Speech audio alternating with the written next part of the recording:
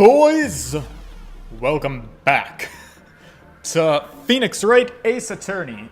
I'm kidding. I'm playing with my lights.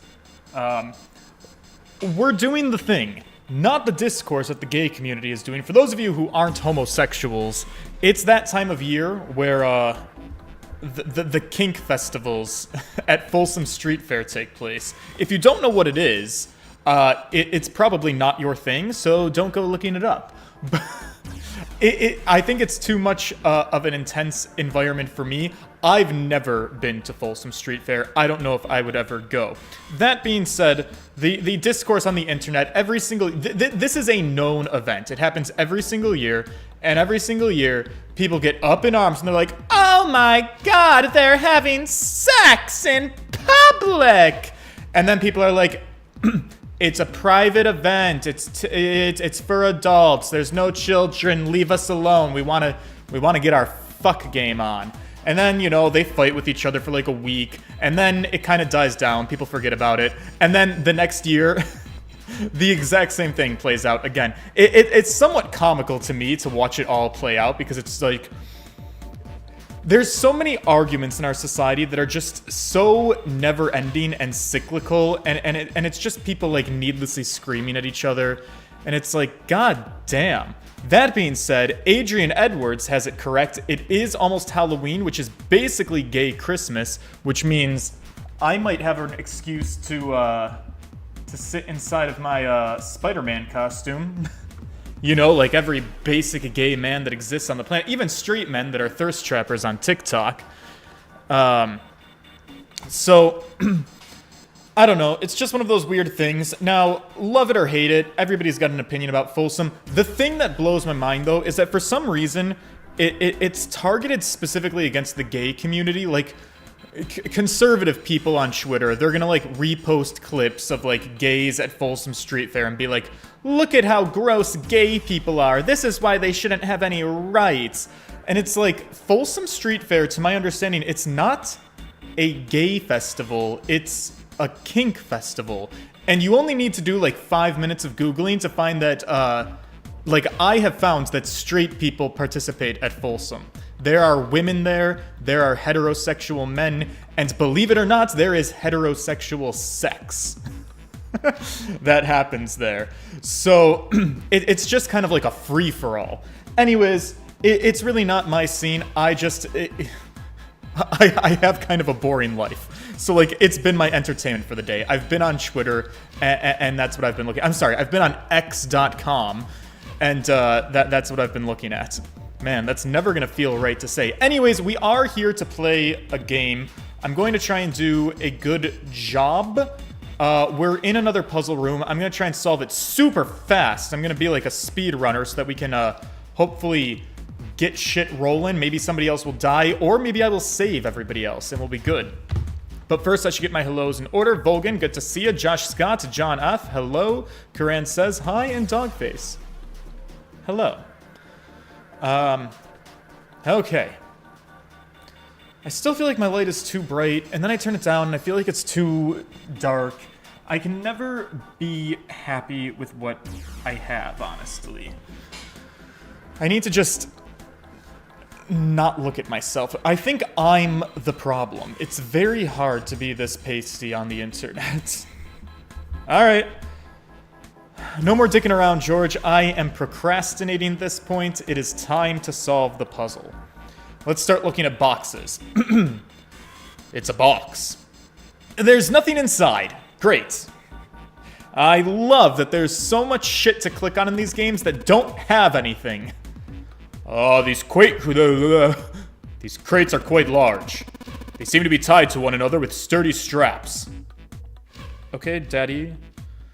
The 3 crates are tied to one another with several straps. Deja vu?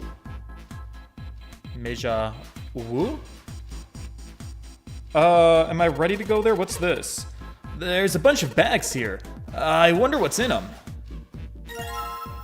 Oh, wait, what? Card with a headshot? That's my boy. Well, not my boy. It's a card with Santa's face printed on it. But why? Can I do anything with it? That's weird. That's suspicious. What's that? It's a card. It has a headshot on it. A headshot? Yeah.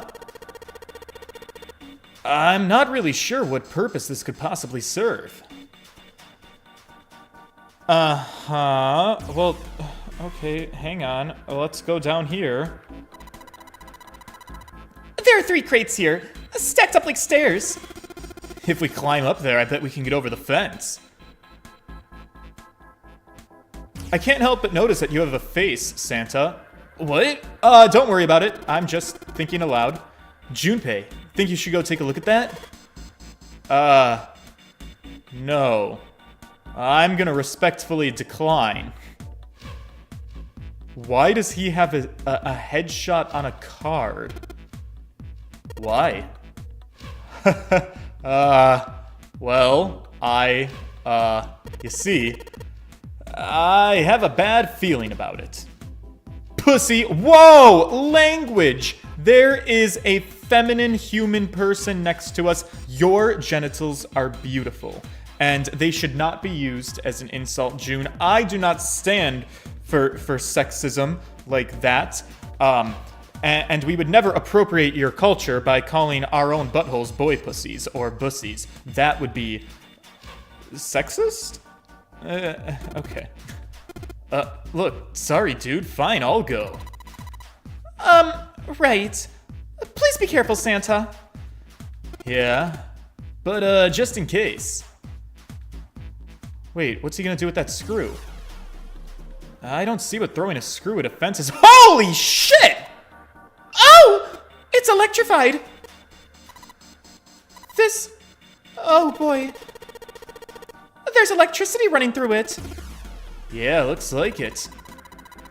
Then I guess we can't get to the other side. Well, we could jump off the crates, but we wouldn't be able to get back then. Interesting. Okay. I wonder what's inside all of these crates. The next puzzle is a bit confusing. Will Josh Scott have no fear? This old boy has a college degree. I have a master's degree. Am I using it at the moment? No, but I did it. Jumpy, can you stay on track? There's a huge electrical current flowing through that fence. If you try to run into it, or if you jump over it, you're not gonna be able to get back. Well, if I can move some of those crates over there. But are you sure you can move them? What if they weigh too much for you? Then what are you calling me weak? But yeah, also I hadn't thought of that. It is theoretically possible that I might not be strong enough. All right, well, let's continue looking at what else we got to look at. Barrels? I don't know what's in these barrels. Judging by their weight, perhaps a liquid of some sort. Great. Love that. Okay. There's nothing in these crates. Okay. Oh, everybody's got these.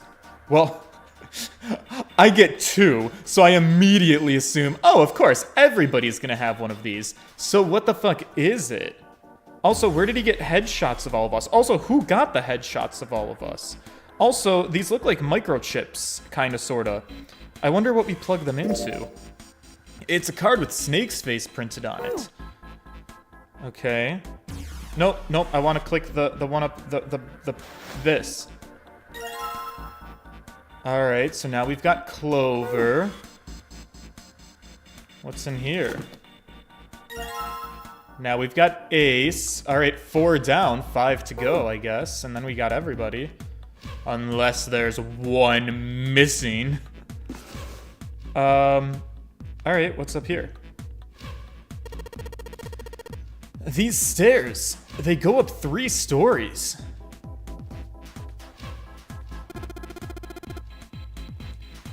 What are you waiting for, Junpei?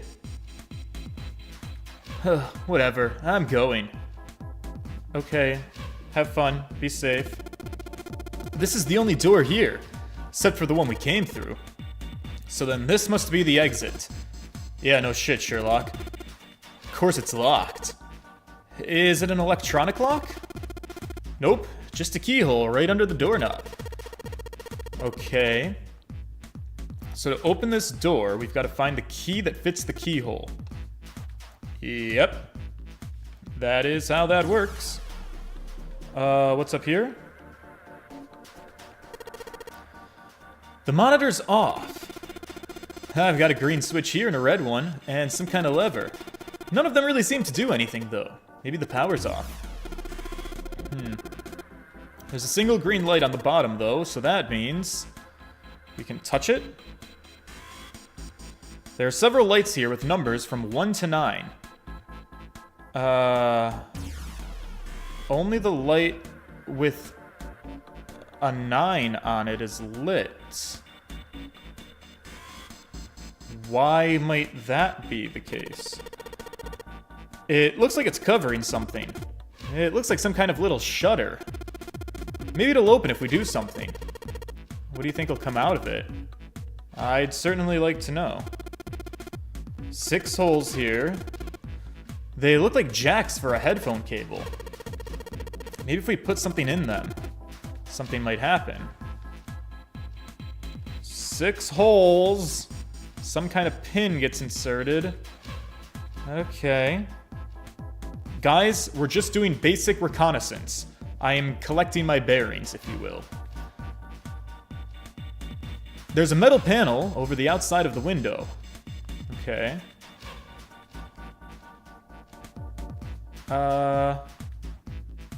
This must be where we came from. We've searched all the boxes. There's nothing left in them. We got another baggie. Alright, so there's 7. That's 5 down, 4 to go. Oh. Look at these. Oh, it's locked. Ooh, we need a key. All the boxes have numbers on them. Do they? Oh. Ace bent down and picked up something that had been sitting next to the box. Junpei took a look at this. Cards. Okay, we got Lotus. So that's 6. Okay, that's good. Promising. Oh, here's 7 and 8. That's June. Do you have anything to say about hers? Oh, don't look at that. I'm not cute at all, and I'm not very photogenic, and I don't even look sexy.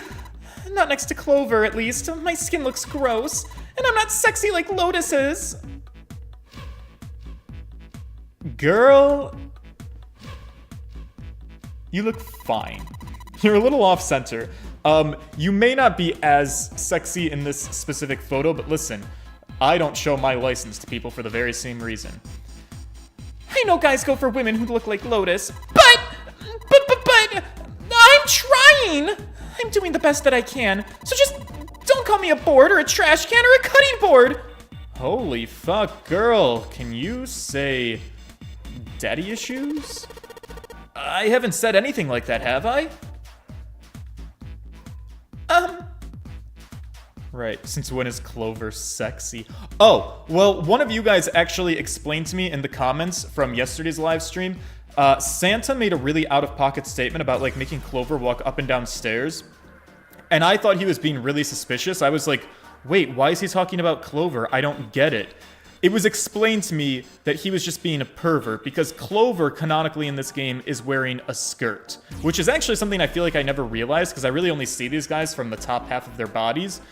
The joke there was that Santa was just like, yo, make her run up the stairs so we can look at her cooter. And I'm like, ew, gross. Also, how old is she again?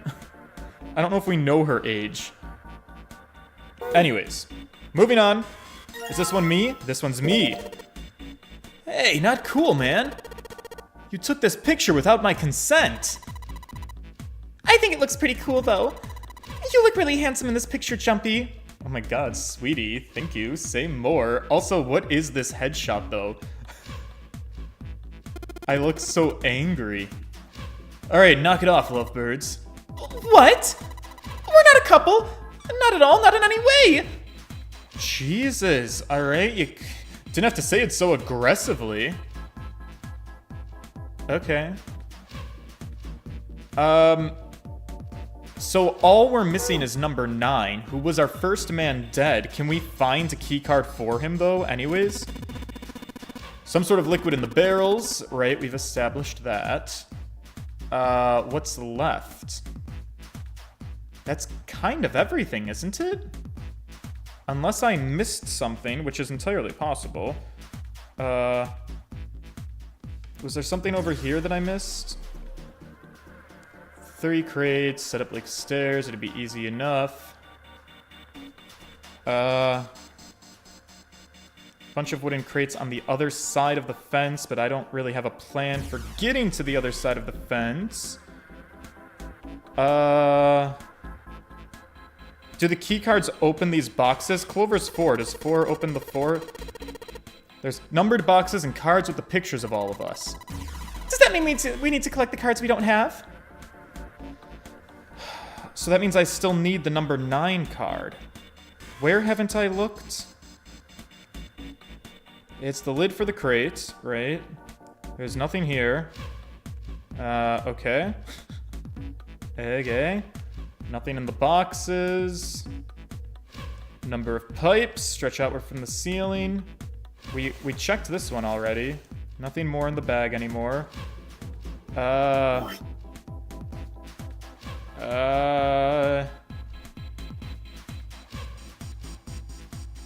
So we got... Huh.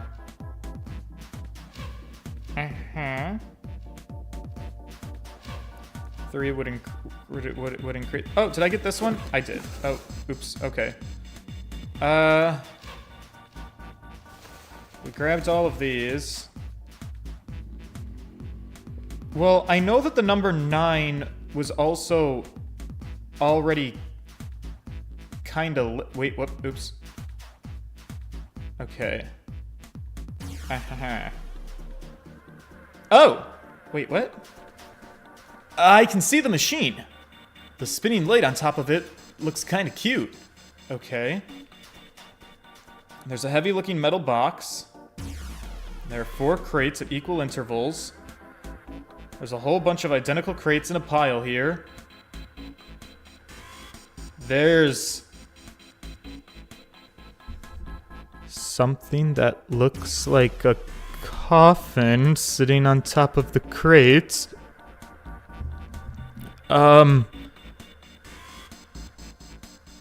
Hey June. Remember your little story about the Egyptian curse and a mummy being carried on board? I'm starting to feel a little uncomfortable with that story. I see it. It's just sitting there. It doesn't seem to be relevant at the moment, but I can't unsee it. There's a coffin there. Okay. Understood. So, can I not do anything, though, here? Heavy-looking metal box. I can see the machine. What even is the machine? Can I operate the machine in some kind of a way? 4 crates lined up at equal intervals. And a heavy-looking metal box. Right. Okay. Doesn't seem that there's much we can do there.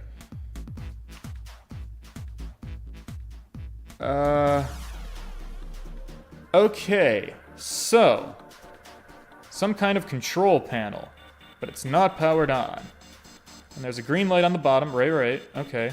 Several lights here with the numbers from 1 to 9. Only the light with a 9 is on, and it's lit, but I don't know what to... Okay. 6 holes.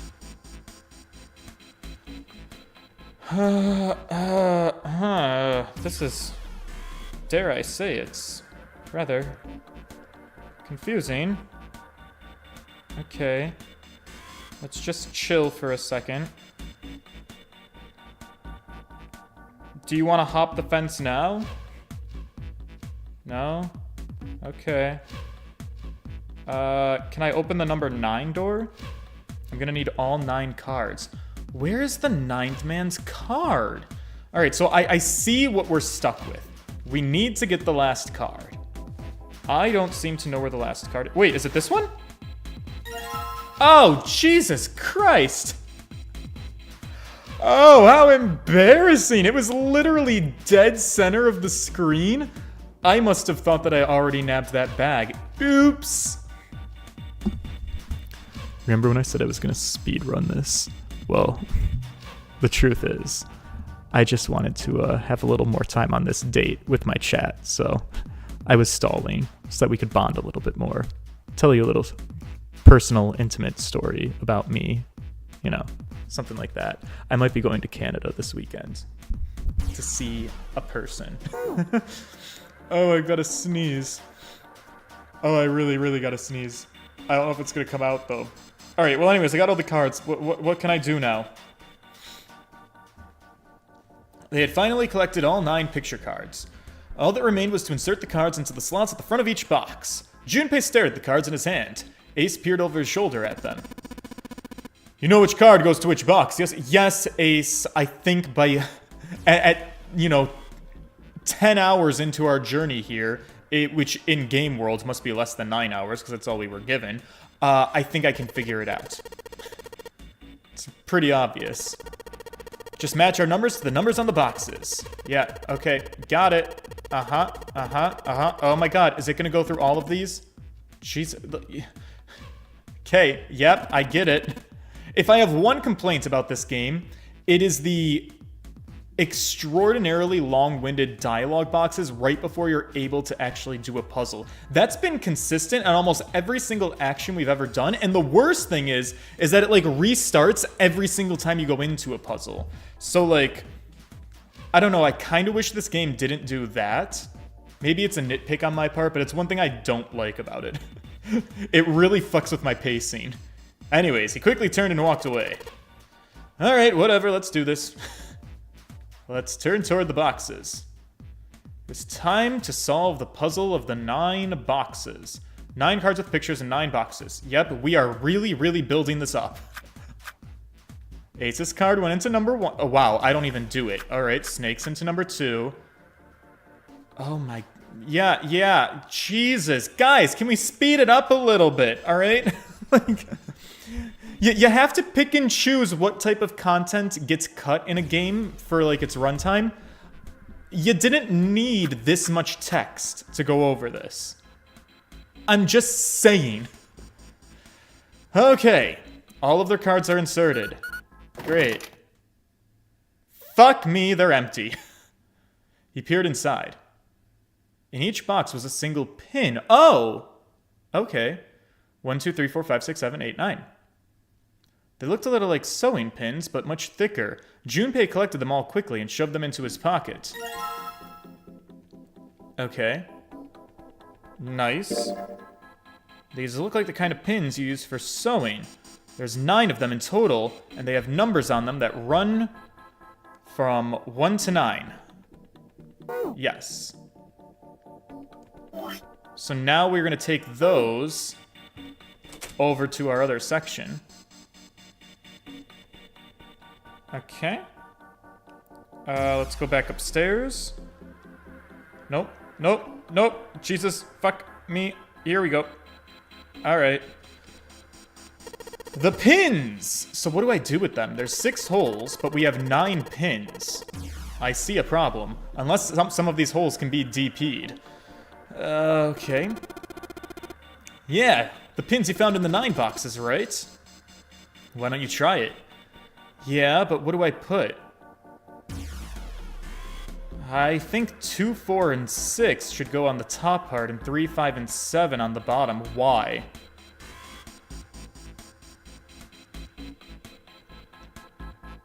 What about 1 and 9?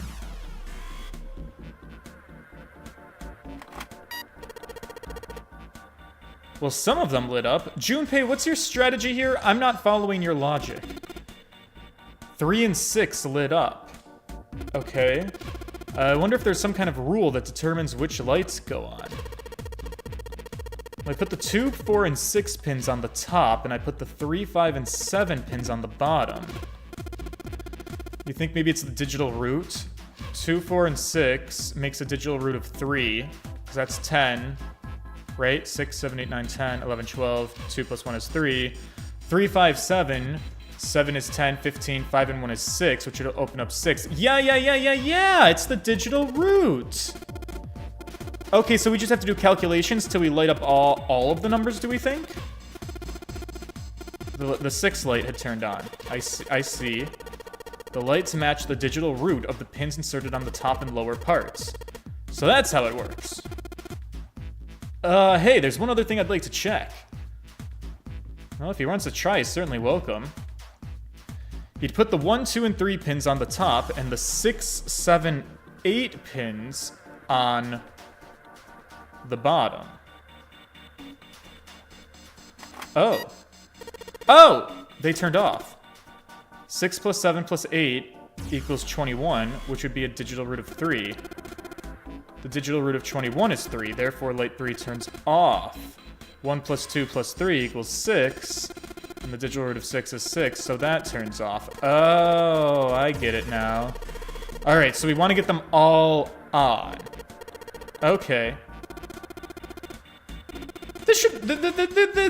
This should be fine. This is where my college degree is going to come in handy.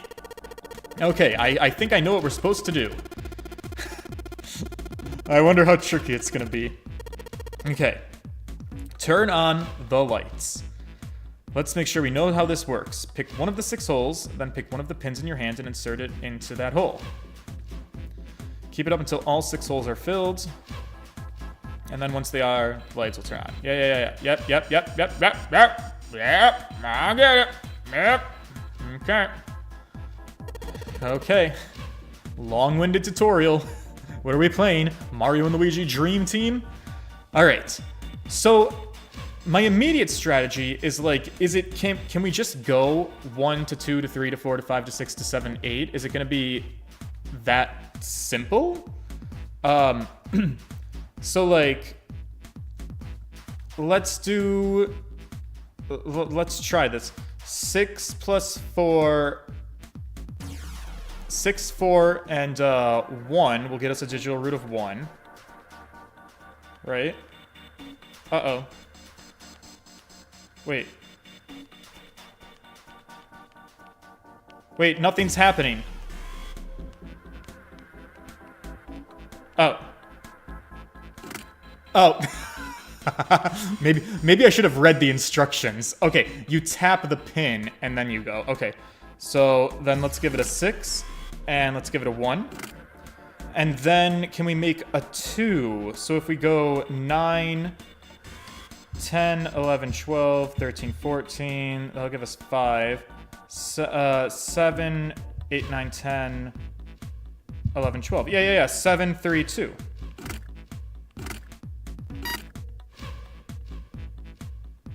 Wait a second.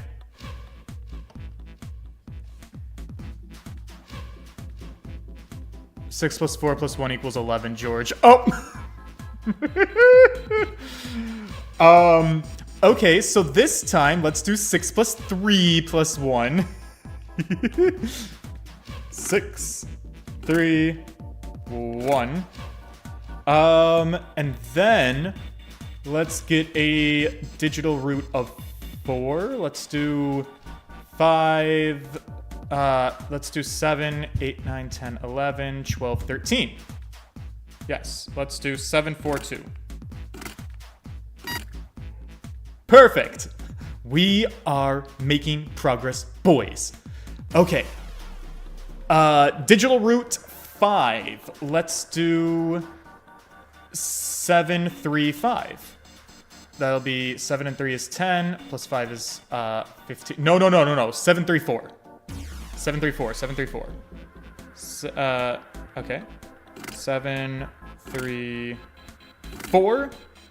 Digital root 6. Let's do 8, 2, 5. Perfect, boys. I think I got this in the bag. Okay, now we just have to do 7 and 8. So if we do 4, 5, 6, 7. Yeah, we could do 4, 2, 1. And then we could do digital root 8. 9, 10, 11, 12, 13, 14, 15, 16, 17. No. 9. Uh-oh. Hang on. Wait. 9, 10, 11, 12, 13, 14, 15, 16, 17. 7 plus 1 is 8. 9, 5, 3. 9, 5, 3. F? That's not the letter I wanted to see. I think it's fine. I don't think we failed. I think we did a mission accomplished, right? All the lights are on and the shutters opened up, but, hey, does that mean... Yeah, we gotta do it again. Wait, what? Wait, I thought I was doing well. We got an F? For real? Like, as a grade? Wait, I have confusion. Okay, so we've got 9 holes this time, and there's an F above them. Yeah, I don't really know what the F means, but I do know one thing. Yeah, what's that? This time there's 9 holes, so we need to insert 9 pins. So why don't you just try it all, right? Right. F. F. Alright, well, let's just for shits and giggles, while we wait and see, I'm seeing, lines. I have a hypothesis of what we might want to do here. Actually. Well, maybe I do. You think maybe the F means 15? Is this a hexadecimal thing again? 1, 2, or is this a letter thing? A, B, C, D? No, it's a hexadecimal. Is this the hexadecimal game? Base 10 is F in hex, right? Yeah, that's gotta be it. Yeah, we've done that before, so let's give it another shot.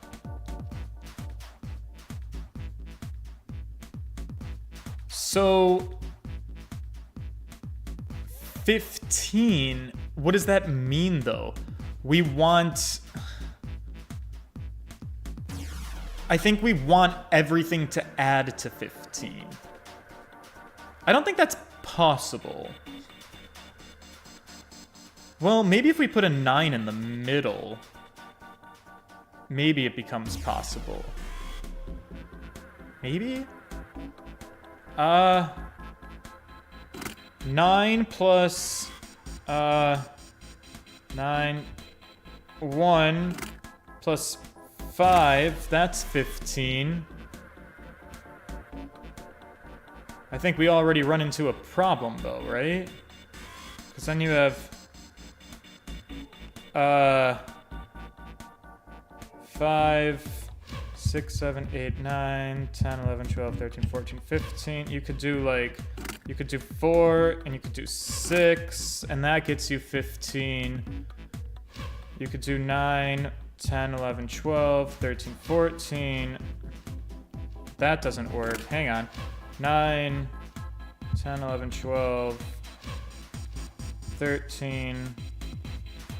Do 9 and 4 and 2. 9, 10, 11, 12, 13, 14, 15, 16. You could do 8 and 6. 8, 9. That's 15. 8, 9, 10, 11, 12. You could do 3 and 7?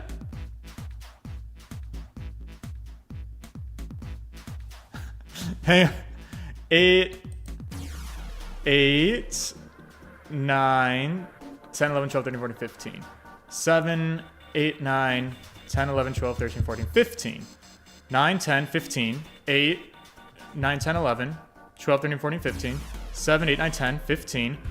So these almost all work, but what about diagonals? Is that where I'm getting fucked up? 9, 10, 11. 9, 10, 11, 12. Yeah. My diagonals are wrong. My diagonals are wrong, boys. Oh. Okay, so how do I make the diagonals work better? We need to make the diagonals work in our favor. We got too many big numbers for the diagonals. So what if we do this?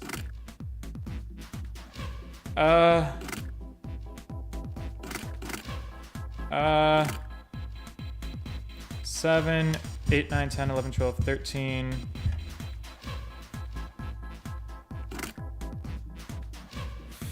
14, 15. Wait, no, that's... Hang on, I'm fucking everything up. Oh, man. Perhaps 9 is too high to be in the middle. That might be also... Damn it, I was so close. What if I start with the diagonals this time? I just undid all of my work. Fuck. Okay. Calm down, George. You're okay. You can do some basic math. What if we start with like a nice middle ground number? Maybe something like a 5? A nice 5er?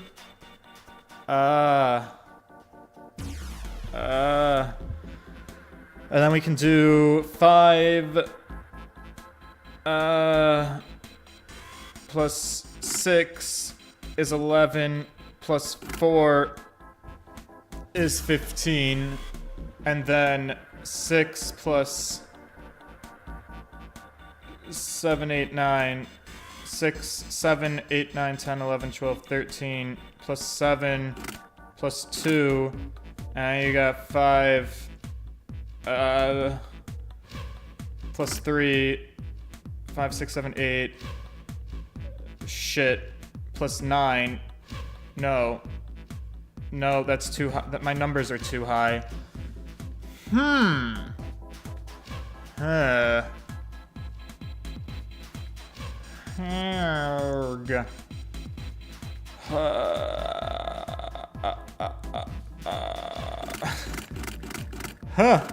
This is a tricky one.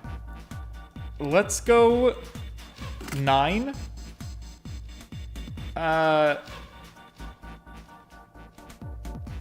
10.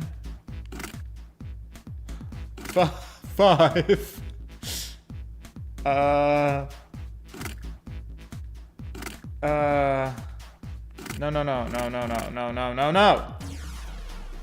Let's go 4? No, let's go 6. Let's put 6 in the middle. I think I like 6 in the middle. And then we'll go... We'll go...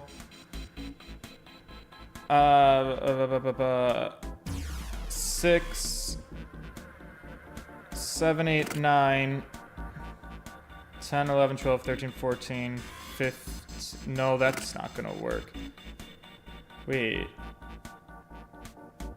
Yeah, no, with 6, 7, 8, 9, 10, 11, 12, 13, 14, 15... No, it can't be 6 in the middle. That would have to be used with all the numbers, and it can't be used with 3. That's interesting. So maybe go... Let's put 5 back in the middle.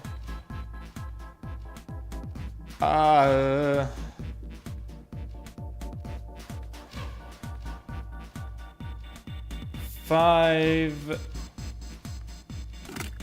11, no, 5, 6, 7, 8, 9, 10, 11, 12, 13, 14, 15, 7, 5, 7, 3. Then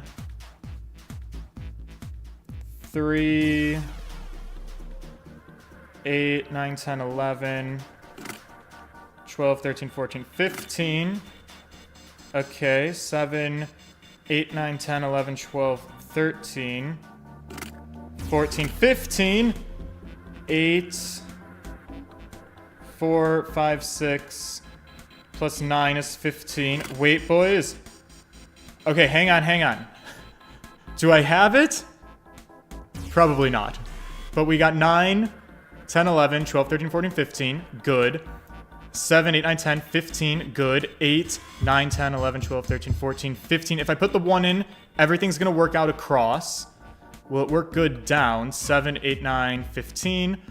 4, 8, 9, 10, 11, 12, 13, 14, 15. 9, 10, 15. It works up and down. Diagonals. 8, 9, 10, 15. 6, 10, 15. By George!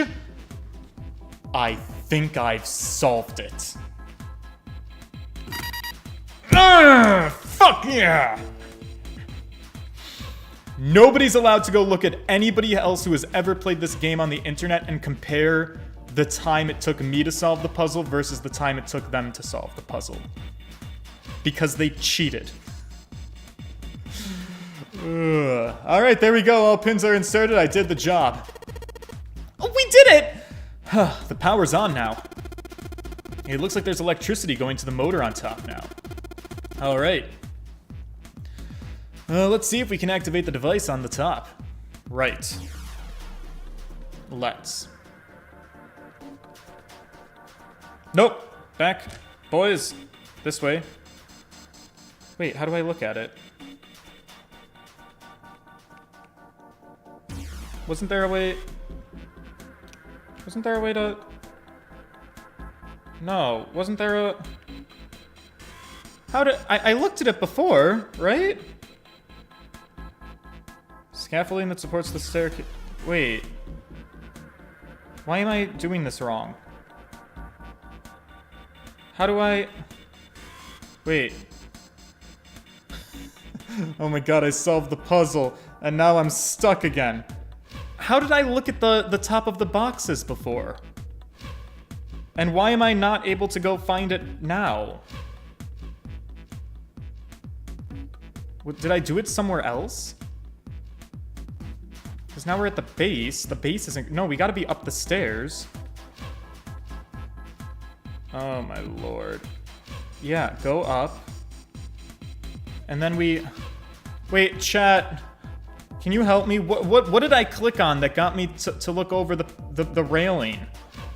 I'm so confused. Touch the box again? This box? Oh my god. George! Jesus fuck! Can you touch the machine that you literally just turned on? You stupid fucking idiot. Okay.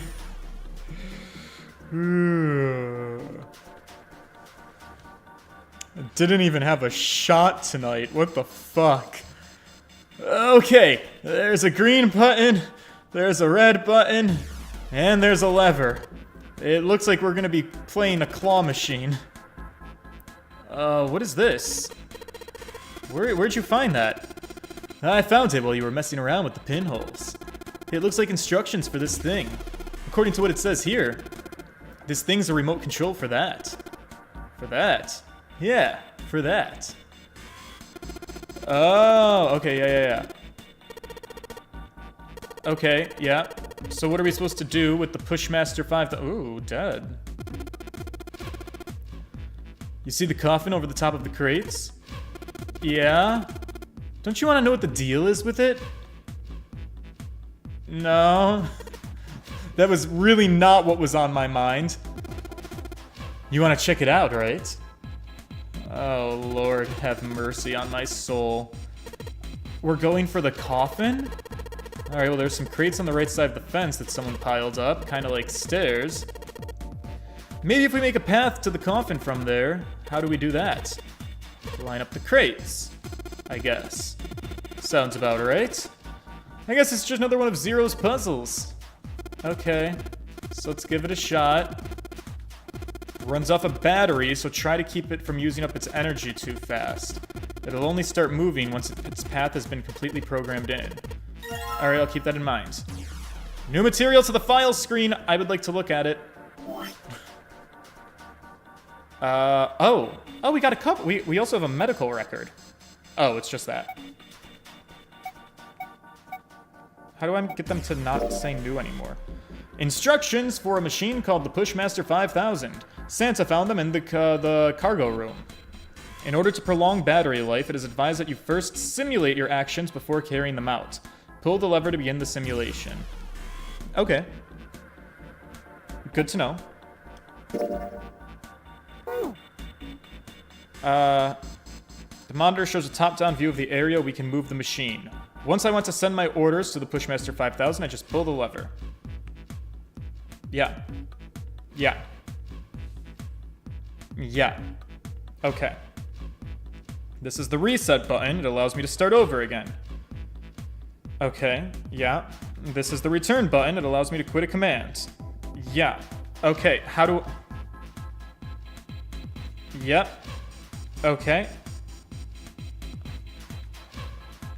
Am I... Alright, let's give this a try. Just keep in mind, there's a limit on the battery. Battery dies after 50 moves. 50? Ah, man, I see that the puzzle dynamics really improved. The Pushmaster 5000 can't move the metal crates. Got it. Instructions for operation. When a square adjacent to the Pushmaster 5000 is touched, the Pushmaster 5000 will move to that square. If there's a crate in the way, it'll push it up to a single crate. Move the crates appropriately and efficiently, and fill the yellow areas. Okay. You can move in 4 directions. You cannot move diagonally. If the Pushmaster 5000's move count exceeds the battery life, it will be reset. Cannot lift heavy options. Okay. Okay. Let's see what we got going on here. So, I'm going to do this with tact.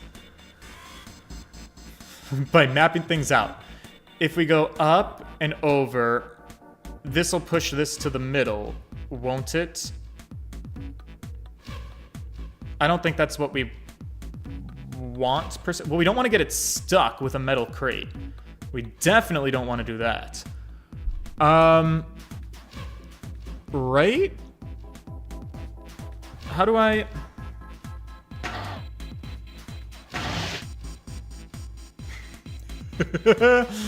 All right, we're making moves now, boys. So it has begun. Let me just think about this for a second. 1 single second.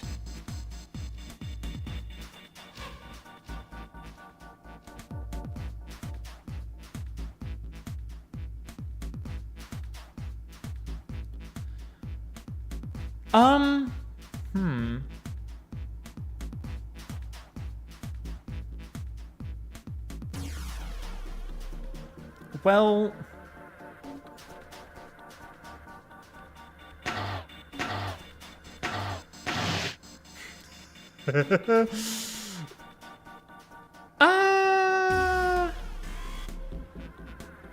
We push this way.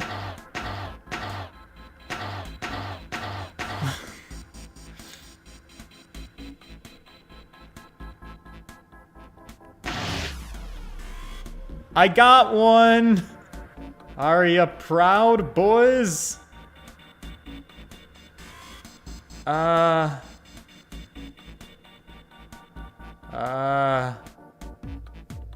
So then what we're gonna do is we're gonna...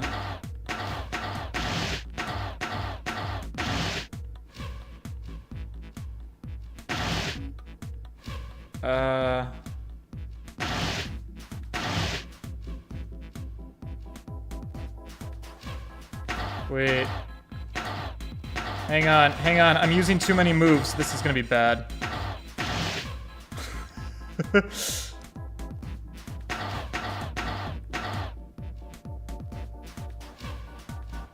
I almost got it.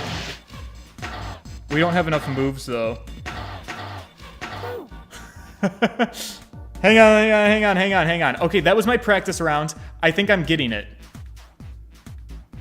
Okay. If there's a crate in the way, the Pushmaster will push it up to a single crate. Yeah. Yep, okay. That was a good first try. And the thing is, we weren't, like, totally over. Oh, wow, now I can do 51 moves? Ooh. Is this one of those puzzles where it's like every time it fucks up, it'll give you an extra move? Okay, which sucks, because that's embarrassing for me. I should have gotten it done all on the first time. I think I had kind of the right idea, but I fucked up its execution somewhere along the way. The thing is, we definitely don't want to get these crates stuck against the immovable crates. If I'm correct in that. Because I feel like that is a big bad. So that's why I think I had the right idea. So let me start the same way.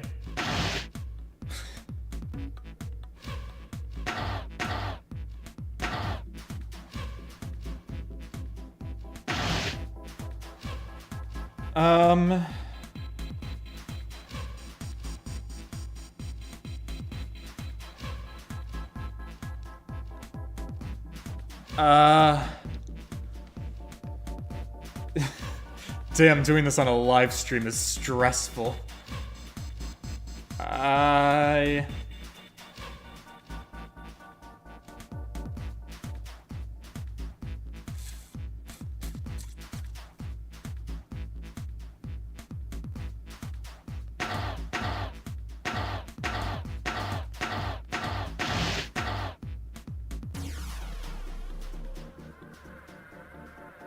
Oh, I already fucked it up. Hang on.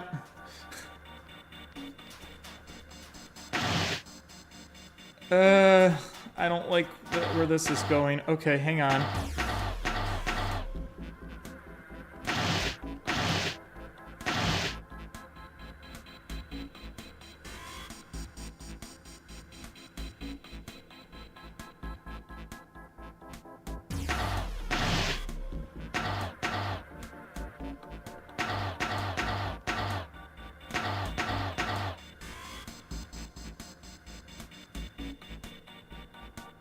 No, I fucked this one up royally. This is worse than the last one. yeah. Hang on.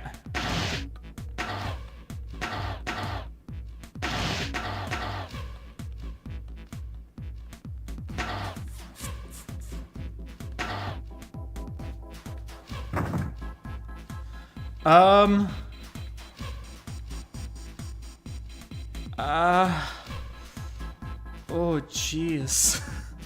Maybe I should start from the bottom?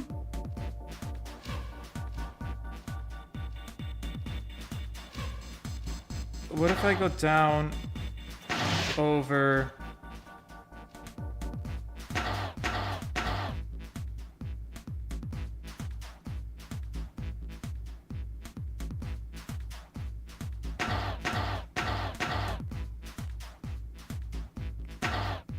No, no, down. Oh, man. Hang on, reset.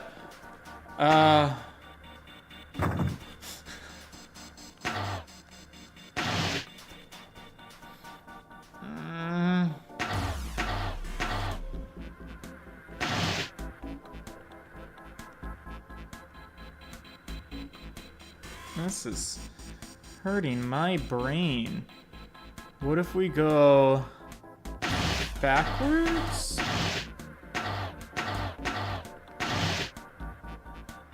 Wait, I think I fucked myself. Oops. Hang on. Oh, Lord. Alright, boys. This is gonna be the stream, I think. Fuck. Hang on. This part feels like it's probably correct. I really came really close the first try. So I just need to adapt that a little bit. What did I do? I can't even fucking remember is part of the problem, honestly.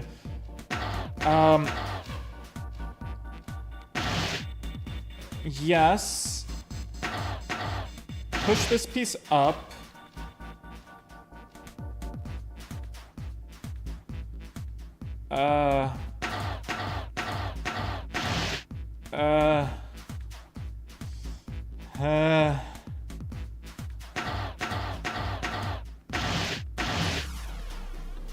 Okay.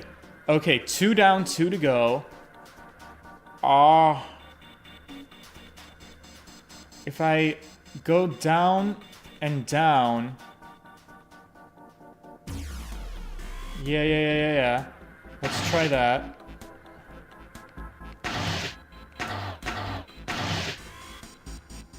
Okay.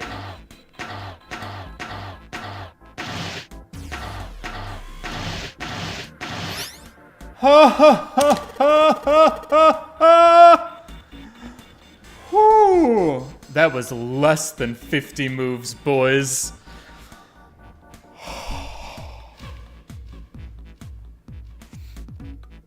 I hope other people who have played this game blind struggled at least a little bit on that puzzle. We don't need to run a timer. We don't need to compare times. It's fine. Let's just move on.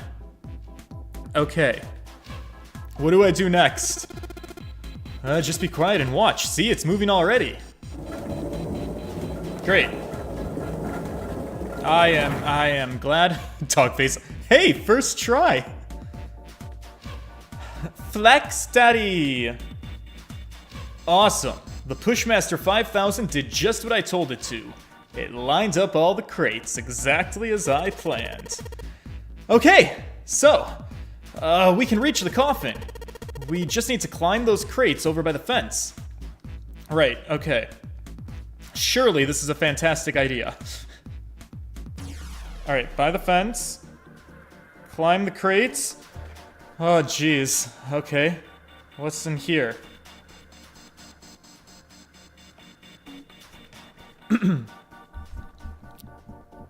They walked slowly, past the row of crates until they came to the coffin. They stopped and nodded to one another, and Junpei put his hands on the lid of the coffin. Mommy!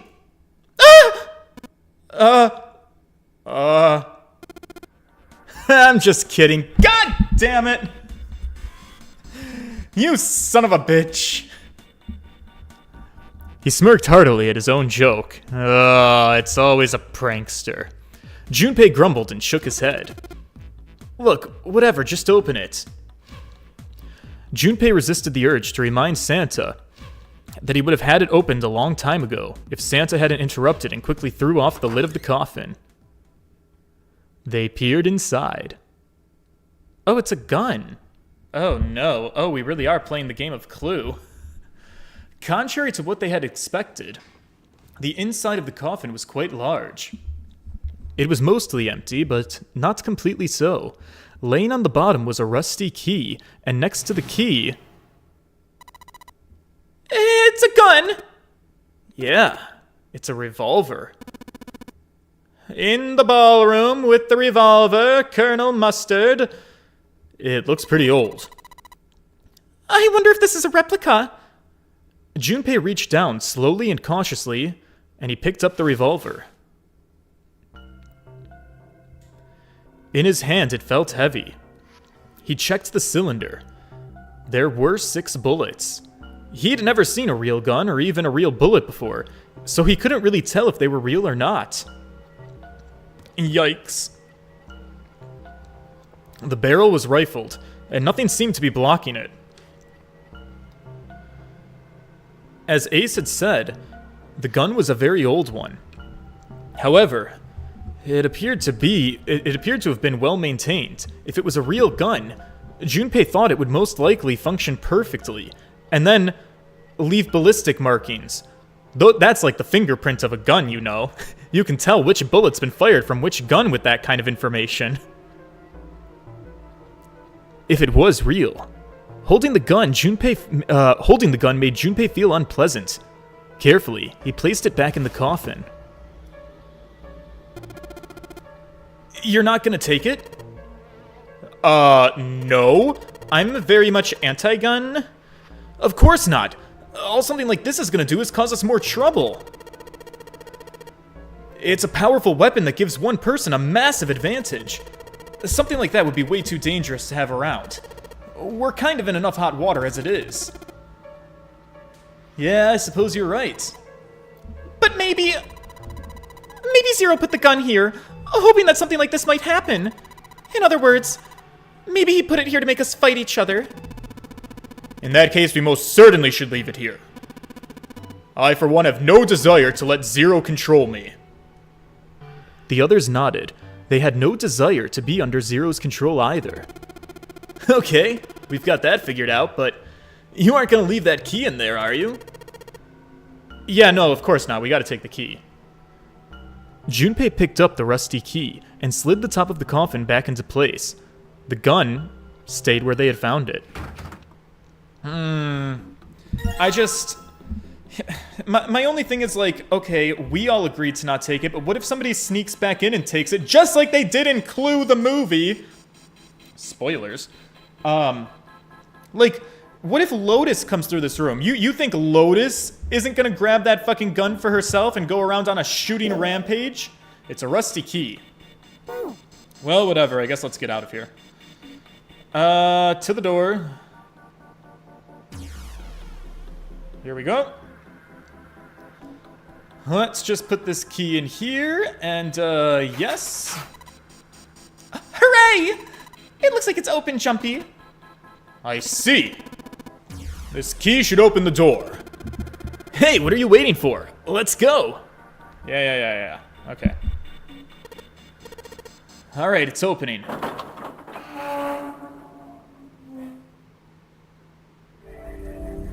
I did it. I found a way out of the room, and it only took us an hour. The hallway that left the cargo room headed straight toward the stern. Junpei and the other three proceeded down it silently. Some distance along it, a large room opened up on the left-hand side. It looked familiar. It's the other side of the elevators.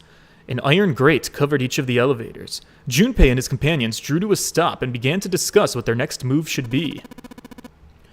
We've seen this elevator before. We got off the one on the left just a little while ago. And then we went through the number 6 door, and that took us to the engine room. Yes, and after that we passed through the cargo room. And now we're back here! In other words, we made a loop. We're back where we started. Junpei approached the elevator. Gently, he pushed the triangular button on the wall next to it. A moment had passed.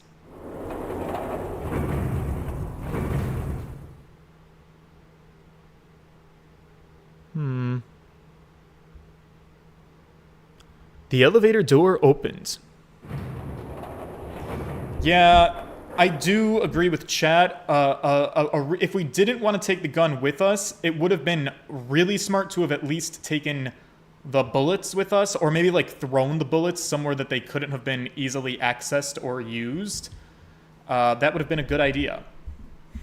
Oops. Pushing the button had apparently restored power to the elevator, and the elevator was now functional. Well, what do we do? Should we return to C-Deck? No. This hallway keeps going.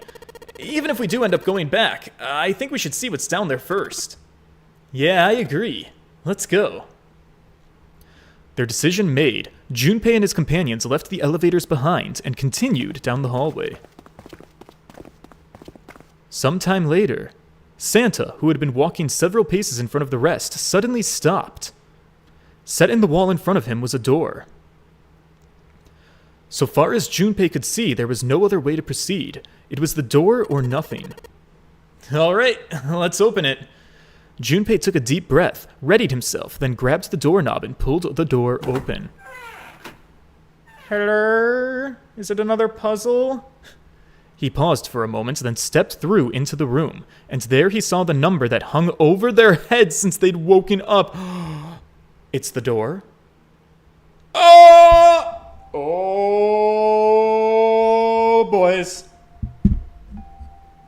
Oh my god, this music, though.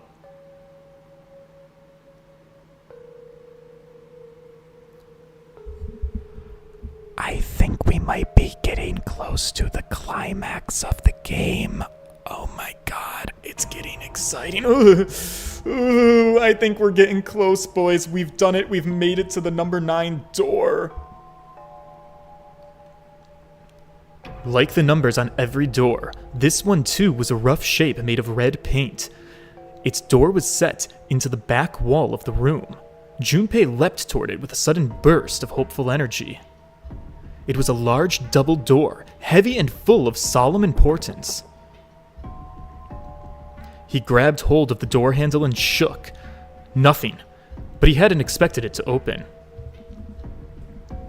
The RED sat on the wall next to the door. Its screen read vacant. Finally, they'd found it. Junpei felt himself overwhelmed by a torrent of emotion. At last, they'd found the exit, but cold gripped his heart, and he knew all too well why, as he stood frozen, unsure of what to think or feel. "Jumpy, look! Behind you!" He spun around, and couldn't believe what he had seen. It was a door with the number 9 written across... Wait, what?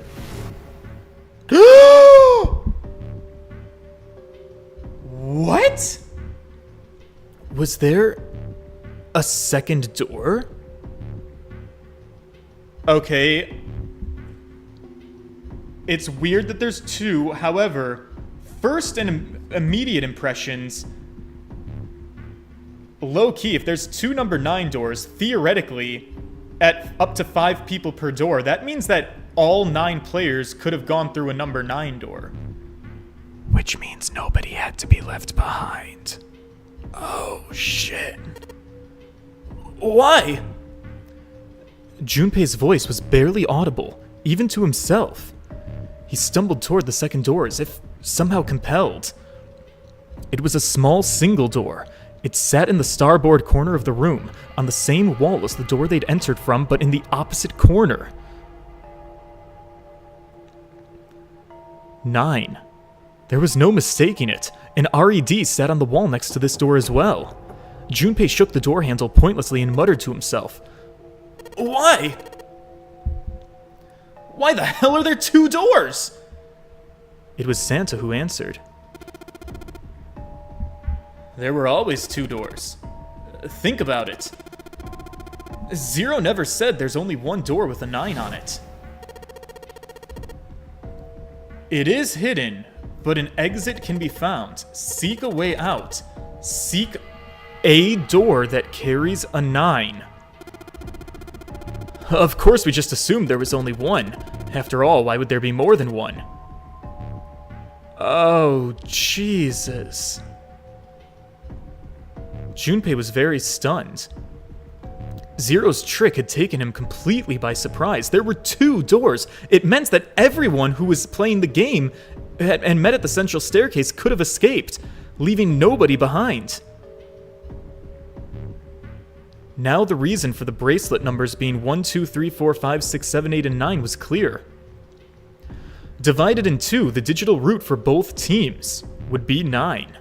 For instance, 1, 2, 7, and 8, and 3, 4, 5, 6, 9. The digital root for both teams would be 9. Or 2, 3, 4, 9, and 1, 5, 6, 7, 8. The digital root would also be 9. There were many other workable combinations, and they all ended the same way. A digital root of 9. What did that mean? The answer was quite simple. From the very beginning of the Nonary game, it was designed to save all 9 people. I feel like I called it. Maybe I didn't call it, but I felt like the goal was to work as a team cooperatively and we would all have a shot at this. Zero hadn't been lying. Zero had never said there was only 1 door, but anyone who'd found themselves in the game would have assumed that was the case. Fights would have broken out. One team would likely betray or deceive the other. To be fair though, here's the thing. I don't know if I played my cards especially well. I'm a little confused onto like how much choice I had in this choose your own adventure style game, but like so far only 2 people have died, and both of them felt completely out of my control. Like I didn't betray anybody. The guy, number 9, he basically killed himself. He pulled like a kamikaze mission, and then Number 2, Snake. Well, his death is a little bit of a mystery. I don't really know who killed him, but it wasn't me. Huh. Someone might be hurt. Someone might get killed. But eventually they would reach the room Junpei now found himself in and realize the pointlessness of whatever violence they had visited upon each other. There were 2 doors. No need to kill anyone. They'd understand. Be appalled, overwhelmed with guilt at what they had done. Yeah, that's kind of the setup, isn't it? You're hoping that these guys betray each other, kill each other, fight each other for the doors, only to realize it was futile. But, like, we didn't actually do that, right? Because, again, number 9 did it to himself. We didn't betray him. And theoretically, at least 2 people betrayed Snake, but I didn't betray Snake, so I don't know. Perhaps this was the real purpose of the game. That was how the nonary game was meant to be played. Fortunately, they hadn't started to fight with one another, at least not yet. Yeah, we did pretty good as a team, like, pat on our backs. Okay. But if one misstep was made, if the wrong mistakes happened, the stakes would rise and the noose would tighten. The thought of it sent a chill down his spine. So, what are we gonna do, Junpei? A voice broke through Junpei's frantic thoughts. Santa's voice. It brought Junpei back to his senses. No use worrying about the future. He needed to figure out what they were going to do now. There were 4 people in the room. Ace, Santa, Junpei, and June. Their bracelet numbers were 1, 3, 5, and 6. The digital root would be 6. Yeah, but 5, 3, and 1. Oh my god, if we ditch June, 5, 3, and 1 makes 9. In other words, the 4 of them couldn't open the door with a number 9. But what if there were only 3? Could door number 9 be opened with 3 of them? It took him no time at all to determine the answer. There was only one combination of 3 people that would give a digital root of 9. 1 plus 3 plus 5 equals 9. So that would mean... No. We gotta go back. Yeah, this doesn't bother me at all. I'm like, yeah, don't ditch June and leave her by herself. Let's just chill. Now, especially now that we know there's 2 number 9 doors. Let's just chill and wait for the other team to come back. But pause. There's 4 of us. 2 people died. So there's what? 5, 6, and 7. There's another group. There Lotus, who is number 8, 7, and Clover, who's number 4. Can all of them... Is there a way to make 2 digital roots of 9 with the numbers that we have? This might be where the complication arises, because we lost 2 players. So 1, 3, and 5 wouldn't work. Well, it works for the 3 of us. So then you have 6, 4, 7, and 8, which is 10, 18, 19, 20, 21, 22, 23, 24, 25, which is a digital root of 7. 8, 9, 10, 11, 12, 13, 14, 15, 16, 17, 18, 19, 20. That's a digital root of 2.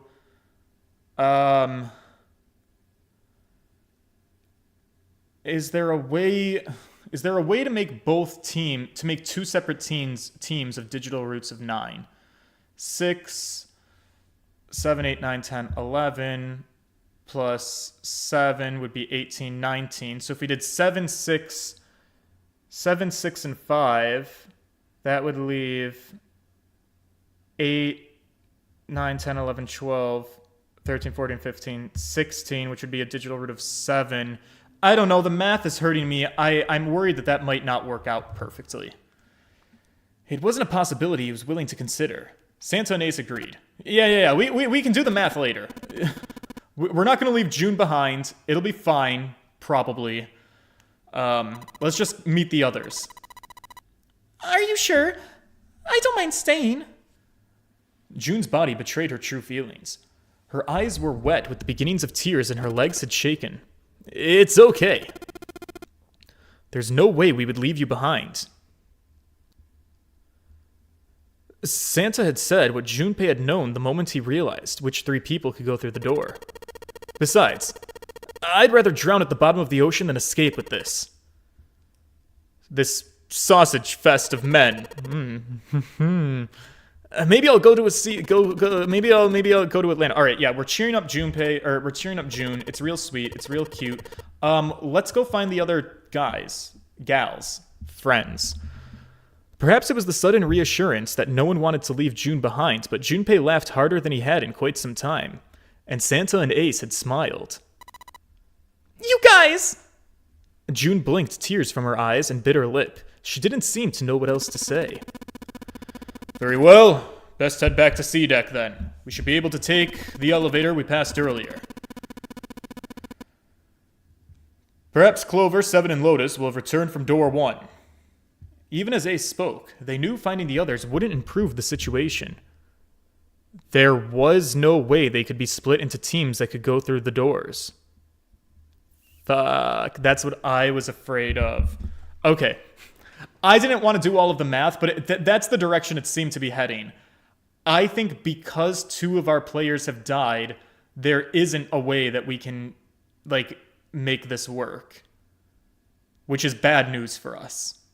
Huh. So we're gonna... It seems like some type of fighting is going to be inevitable. Oh, jeez. Ace knew it. They all knew it. But at the moment, there was nothing else they could do. They'd find the other 3 and search for some other solution. All right, let's go. Ace looked at all 3 of them, then turned and headed through the door. Santa and June followed.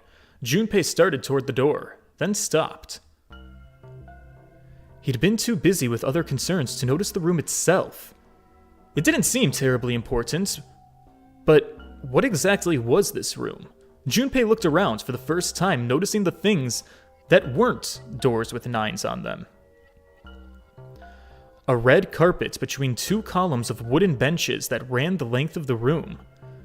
Are we in a chapel? The carpet began at the large set of double doors and ran toward the bow. Junpei wasn't sure. Wait. Is this another coffin? Is it an altar? There was a small rectangular alcove at the end of the carpet, and inside the alcove was a raised platform. Resting on top of that platform was a coffin. A coffin? What on earth is a coffin doing in a place like this? Oh my god, I thought we were out of the woodworks with the coffins. You're giving me a second one? But before Junpei had time to answer his questions. Hey, Junpei! The hell are you doing? Let's move! Santa's voice echoed from the hall outside. Right, okay. I'll be right there. Junpei turned on his heel and left the quiet, somber room.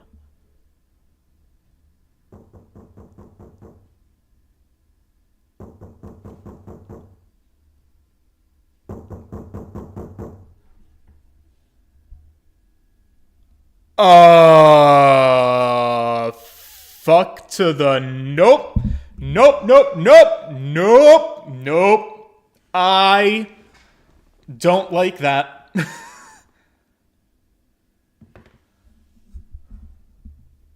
Hello. It's just you and me here.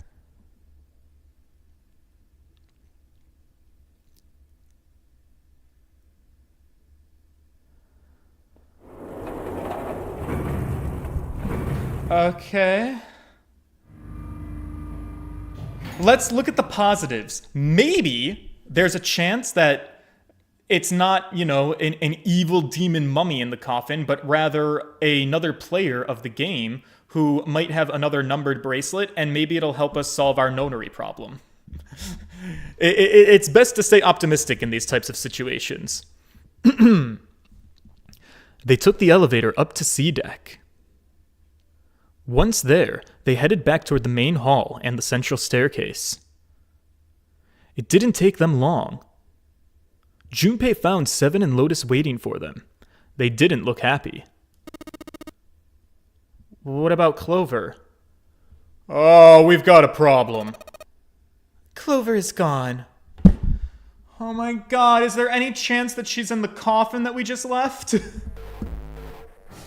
Junpei and his 3 companions looked at one another. He turned back to Seven and to Lotus. What do you mean, gone? Santa, Ace, and June had their own questions to ask. When? Why? You 2 went into door 1 with Clover, didn't you? Seven and Lotus responded as best they could. Well, yeah, we went through the door together. But Clover barely spoke to us. Yeah, she just did her own thing the whole time. There were 4 rooms on the other side of door 1. And she wouldn't let us into the 4th room. She just said, I'll take care of this one. Yeah, and then she shut the door. She must have blocked it off with something on the other side. I mean, we waited for a while, but Clover never came out. We called for her, but she didn't answer. So, I kicked the door down and we went into the room. But... It was empty, pal. Clover wasn't there. There was a door on the other wall. And it was open. We figure she opened the door and left by herself. Of course we ran after her, but... Well, we obviously didn't find her. You figure that much out. So, yeah, she's gone. Junpei thought for a moment. When did this happen? Oh, we got here just before you. You certainly have excellent timing. So you haven't searched anywhere other than near the staircase? No, not yet. Finally, Ace spoke. His voice had an edge of resolve and concern. Very well then. We'd best separate and look for Clover. We haven't much time left. Let's begin. There were quick nods all around and the 6 remaining players spread out. Man, just when I thought we were going through the number 9 door! Junpei and June ran to the central hospital room and looked around. She's not here! No, she isn't. They searched a little longer, but with no luck. They couldn't find Clover. Finally, they gave up and left the central hospital room.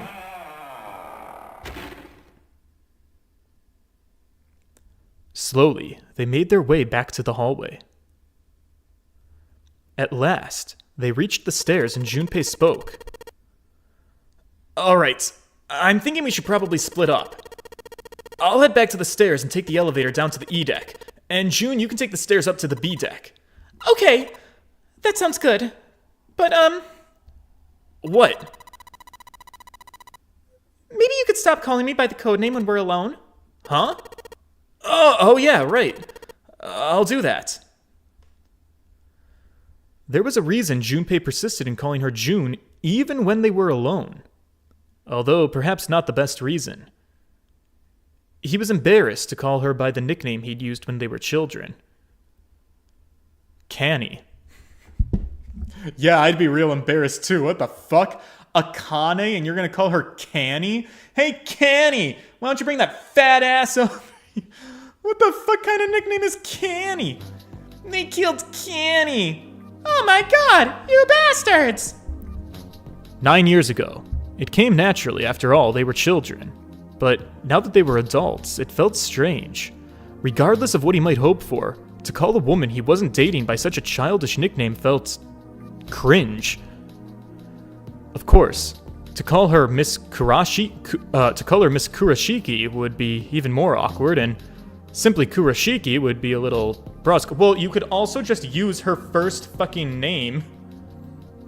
And although he couldn't put his finger on it, he felt somewhat forward calling her Akane, when they hadn't seen each other for so long.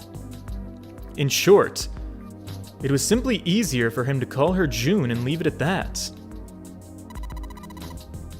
9 years ago? Yeah, 9 is a very suspicious number, and I don't know if it all ties together very specifically, or if it's just because the video game loves the fucking number 9. But, like, Clover was also going to tell us about what happened on the ship 9 years earlier, and then we never got information out of her for that, so that kind of sucks, and now she's missing. So, I don't know what's up with all of this 9 years ago nonsense. All right, I'm going then. Okay, yeah, you do that. Just be careful. Canny. June, or perhaps more appropriately, Canny, blushed and smiled. You be careful too, Jumpy. Yeah, I got it. Take care. God, Mom, she's not my girlfriend. Junpei looked after her for a moment as she ran up the stairs, and then he turned around and took off for the hallway.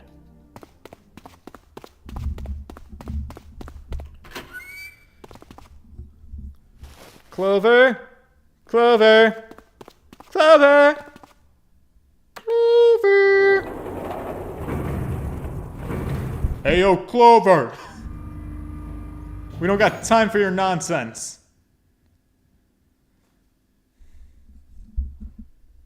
Tragedy always strikes when one least expects it.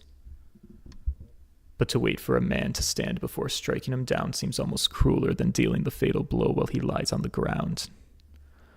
A light in a dark place, June's smile had given him hope, both for escape and possibly something more. It was that hope that had raised his spirits just enough that they might soon fully be dashed.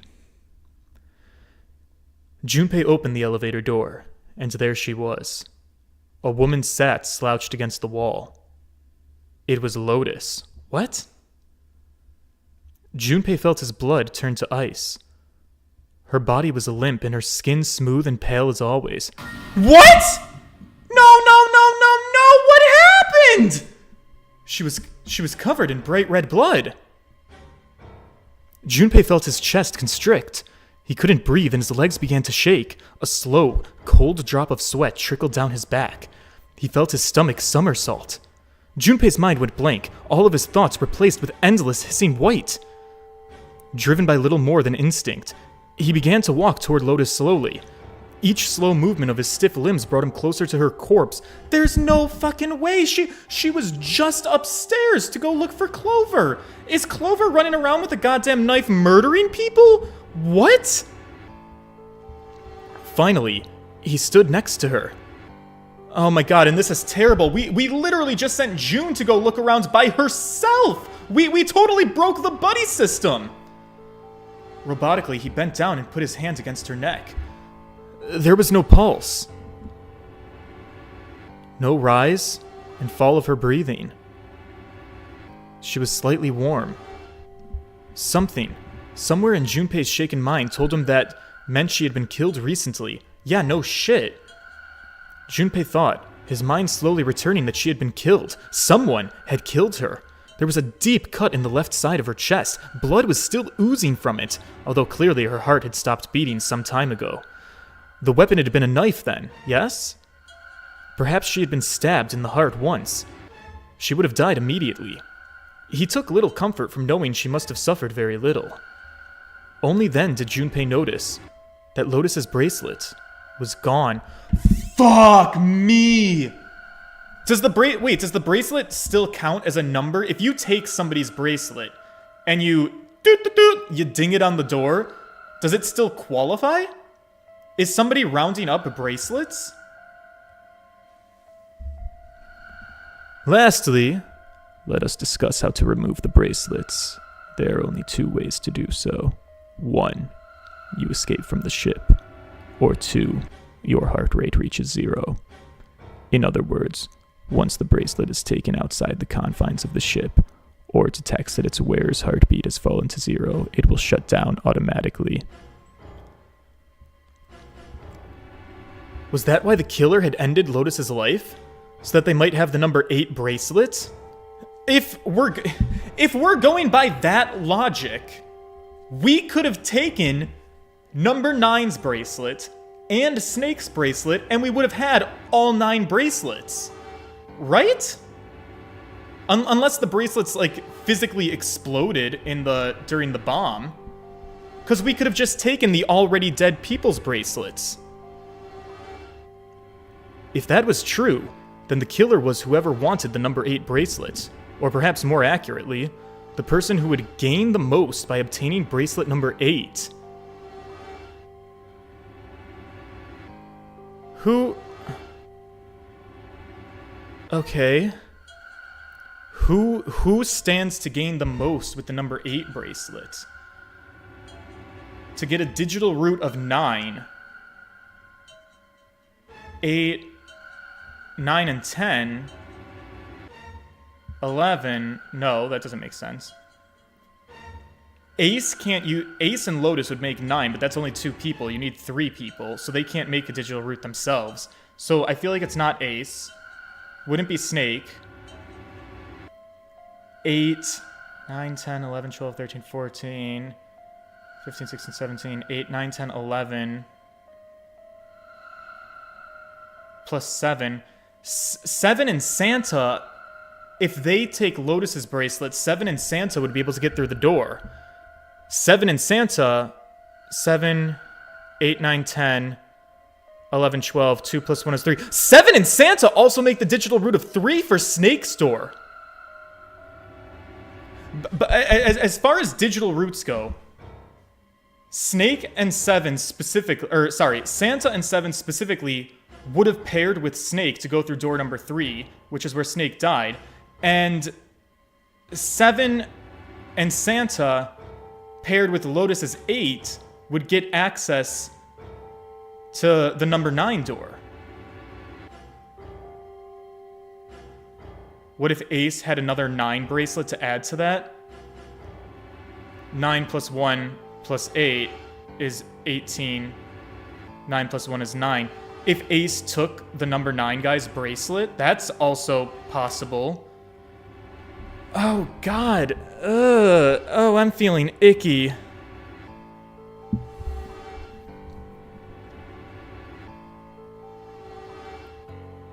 Who would benefit the most from the number 8 bracelet? The thought had only just entered Junpei's mind when... Oh my god! What?! No, no, no, no, no, no, no!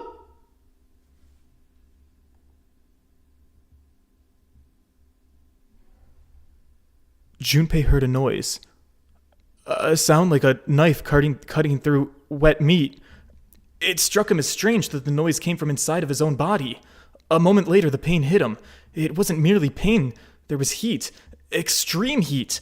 He felt as though molten iron had been splashed against the side of his body. Finally, his brain made the connection.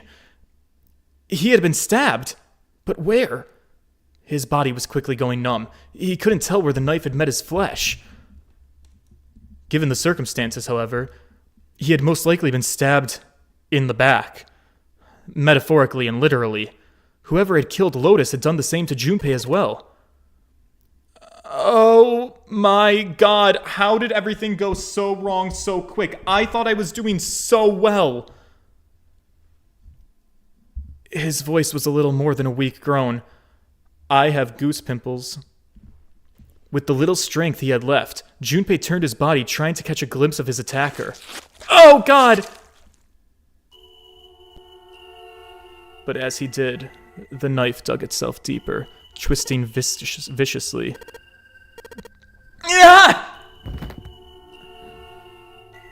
He collapsed to the floor, a puppet with its strings cut.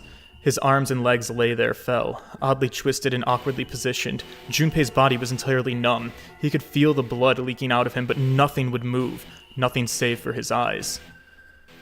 As he lay on the floor, his life ebbing away, Junpei finally saw his attacker. 2 tiny images of the killer reflected in his eyes. With that recognition came nothing. He felt no emotions. Not anger, not sadness, not regret. The paralysis that had claimed his body had only just reached its mind. His killer glanced down at his body.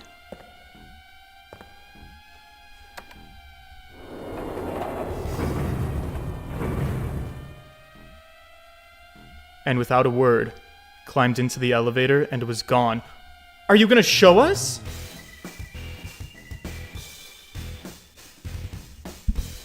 His eyesight began to fade. The world grew blurry, and it began to dissolve. It began to dissolve into an empty white fog. The fog crept into the edges of his mind and worked inexorably inward. Soon it swallowed up the last that remained of Junpei's mind, and all of his consciousness left him. There was nothing more. Into utter emptiness he fell. into 0. Whatever Junpei had been was gone.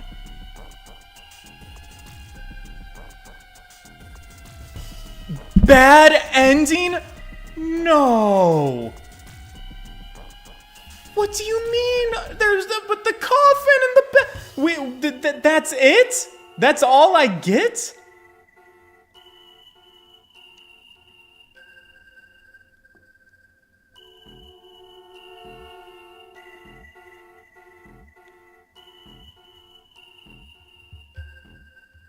Oh my god. I fucking lost. You have reached one ending. This game has multiple endings. In order to experience all of the endings, you need to save now. Once you've saved, you can restart the game with information you've acquired in this playthrough. Once you begin the game again, you can skip through the text that you've already seen. Oh, okay, well, that's going to be critically important. Simply press right on the control pad to fast forward through lines you've already read. Okay, it'll automatically stop at lines that are new and that you haven't already read. Memory of Escape has been added to the title screen. Memory of Escape enables you to play the stages you have completed. It is recommended to save after this in order to unlock Memory of Escape. Okay. Oh! Oh, look at this! Oh, well, there it goes. Okay. Begin with memories. Memories of the escape. Wow. So, I thought I was doing so well, and it all came crashing down. Like, what do you think I picked that was wrong? Dear people in the live stream, obviously no spoilers, but the one singular thing that I remember that chat didn't like is when I didn't ask Seven specifically about Ice 9. Did that, like, seal my fate for death? Or is it because I chose a wrong numbered door to go through? That could be the case. Oh, my curiosity is piqued. But also, I need to know how long this game is gonna take. Like, do we have time to go through all of the endings? Do I have to just try and find the best ending? Also, chat, how do I play this game going forward? Like, do I just press continue or begin with memories? Memories of the escape? What is this?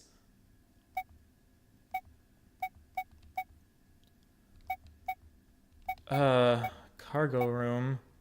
Okay. Begin with memories? You will start from the beginning of the game with information from previous playthroughs.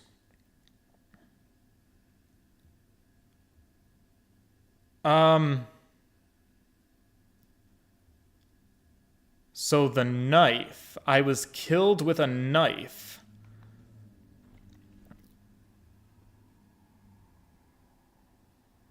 So do I click this instead of continue? I guess.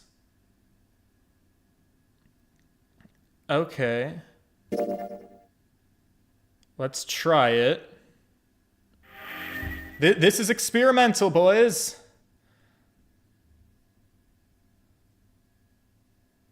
This game is fiction. Oh my god, it's actually starting, what, from the actual fucking beginning?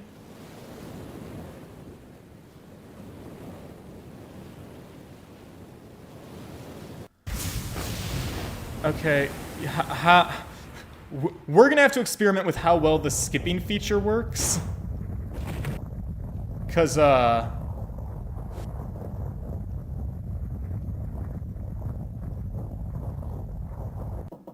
Okay.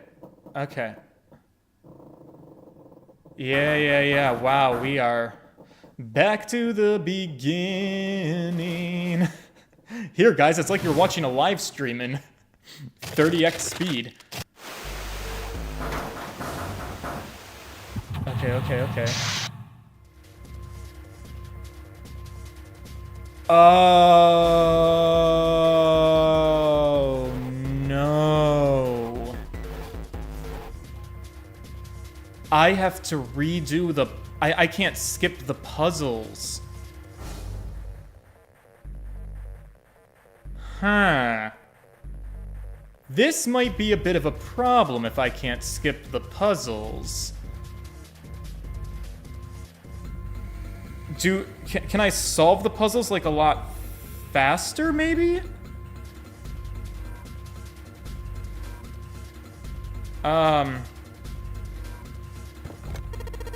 No dice, it's locked tight. Let's see if there's anything in the keyhole. I don't remember what the numbers were. If I remembered what the numbers were, could I just open this, do you think? Hey, chat, does anyone want to do me a favor? Does anybody want to run back what these numbers were? Like, can I at least hack the puzzles so that I don't have to fucking click on everything and search on everything? The number on the dial is 0101. I guess I need to put the key in the keyhole before... Oh, I don't even have the key. Son of a bitch. I guess there is no hacking this. Okay.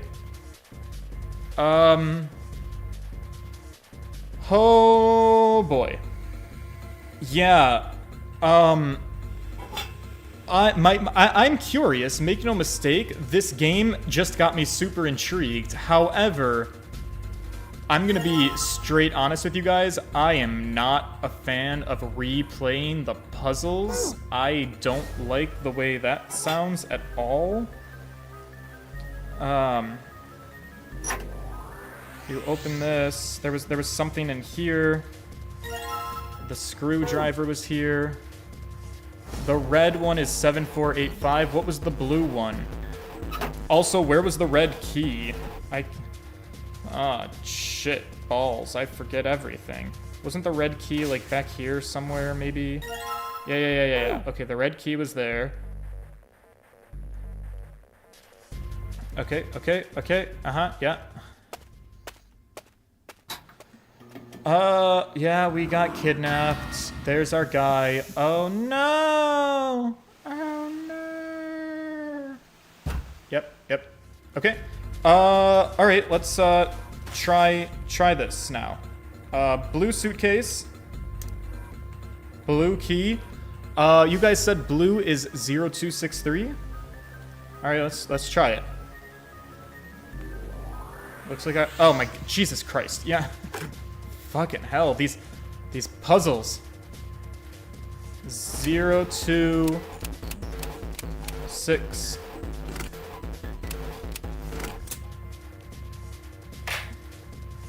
Alright, let's see if these numbers work. Okay, good. That does work. That's promising. Got a file. Yeah. Okay, nice. We got some keys. New material's been added. Right. Okay. And then the red suitcase was in here.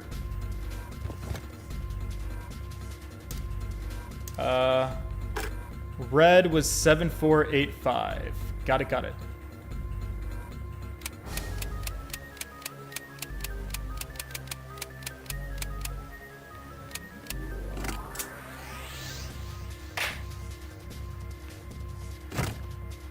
More cards.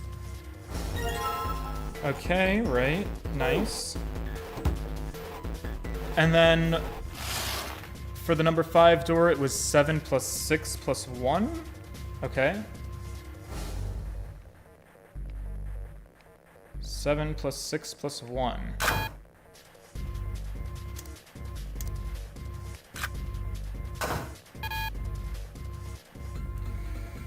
Yeah. Okay. 7, 6, 1.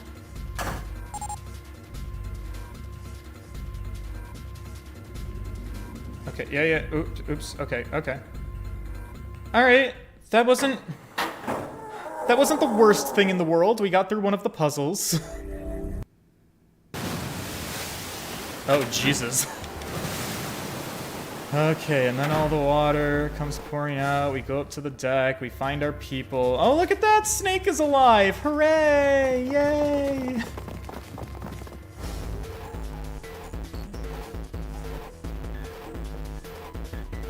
So, the person who originally had a knife was number 9. He played his kidnapping game, right? He was gonna kidnap Clover. But then he exploded. Did we never look at what happens to the knife? Alright, so now he's... Oh, God. Hi, sweetie! Yeah, okay. Huh. It would be kind of nice if there was an option to just, like, jump to whatever actual segments you need to do things differently. I guess this is okay. It just doesn't seem like the most efficient way of doing this. But that's fine.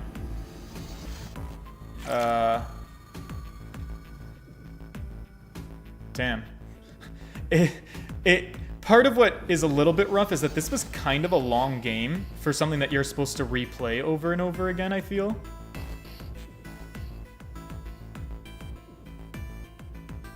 Okay, that's fine. We get to see some amazing sprite work. And it gives me time to think about what I should do next. I think we have to at least try to go for one other ending. I will not make promises that we'll go for all 6, but I don't feel satisfied with the ending that we got. I would love it if we can get an ending that feels satisfying to me. That would make me feel a little bit better. Alright, so there he is. There's the knife. He's got one. But whatever happens to the knife? He uses the knife on Clover to get through the door. And Ace is talking to him. He's still got the knife. He goes through the door. He pushes out Clover. He's got the knife. And then he explodes. Right.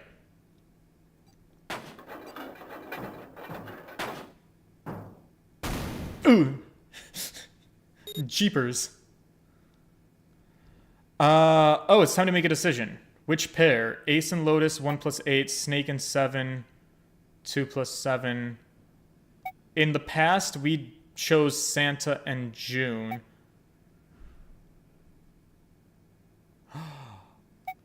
Interesting.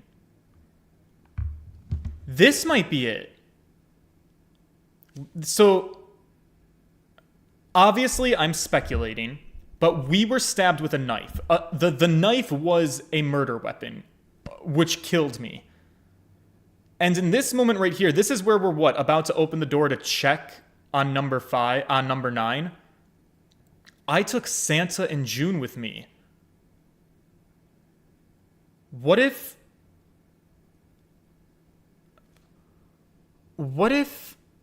Santa or June picked up the knife? What if I was murdered by June, my bestie? That wouldn't be very good. But June was also with me, I think, when Lotus was murdered, so maybe Santa's my guy. I guess let's go Snake and 7.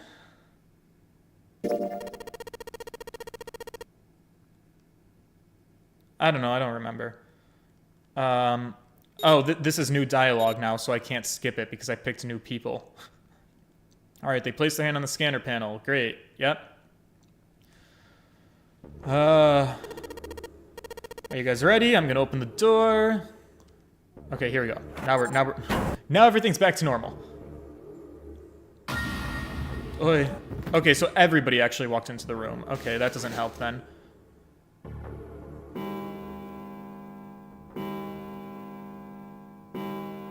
Go, go, go.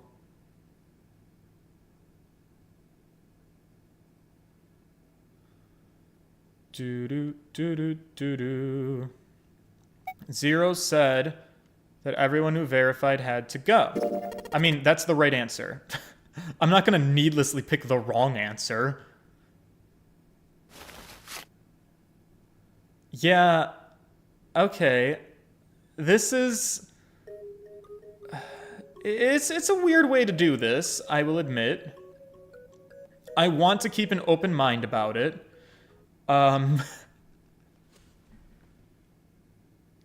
So, anybody have any hot gossip you want to throw in the chat? Anything cool going on in your lives? I think we're going to be here a minute. da da da da da da da ba doo diddly doo. Maybe I can like skip this and prime ourselves to be somewhere new for the next stream. We only have about 10 more minutes till we hit our 2 hours. I guess I'm just kind of experimenting for right now. What would their digital route be? Well, their digital route would have to be 4. Okay. Go into door 4.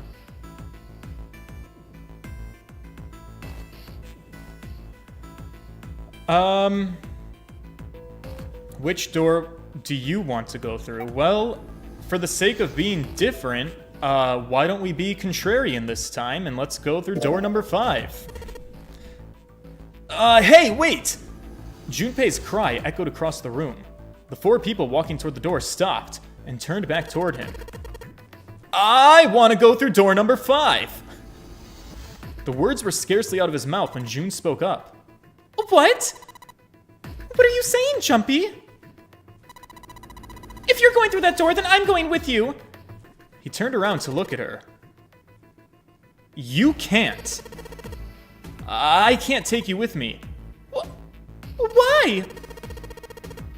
Well, you know what's in there, don't you? Are you sure you want to see that? June opened her mouth as if to say something, but instead closed it again and looked at the floor. Junpei felt an ache in his chest at her clear distress, but the choice was not his to make. There was nothing else he could do. Junpei turned away from June, doing his best to silence his turbulent emotions. Please, you gotta let me go through door 5. Seven scratched his head and looked at the young man. Aw, man. Now we're right back where we started, you know that? Junpei's bracelet number is 5, right? If we are going to add Junpei, then we must subtract 5 from the rest of us. Snake turned to Ace. Ace, please take good care of Clover. Oh, alright. Yeah, that's fine. 1 plus 4 equals 5. But no! Don't go away! You need to listen to me, Clover. Go to door 4 with the others. No! Don't be so selfish. Snake's tone was harsh. Tears welled up in Clover's eyes. She bit her lip and did her best to fight them off. Snake's expression softened, and he put his arms around Clover. He held her close and whispered into her ear. You'll be fine, just relax. It looked as though he whispered 2 or 3 more words, but whatever they were, Junpei didn't hear them. He couldn't help but wonder what the other man had said. Snake pulled back from his sister, his eyes kind and inquiring. Okay, I understand. Her voice was barely audible from where Junpei stood. Before long, new teams were assembled. Those going to door 5, 7, Snake, and Junpei. Those going to door 4, Lotus, Santa, June, Ace, and Clover. Damn, big team. 7, Snake, and Junpei scanned their numbered bracelets in quick succession. The screen of the RED showed 3 asterisks. Alright, so let's go. Okie doke. Okay, just be careful. Concern was written plainly across her face. Junpei looked her in the eye and gave what he hoped was a reassuring nod. He pulled the lever.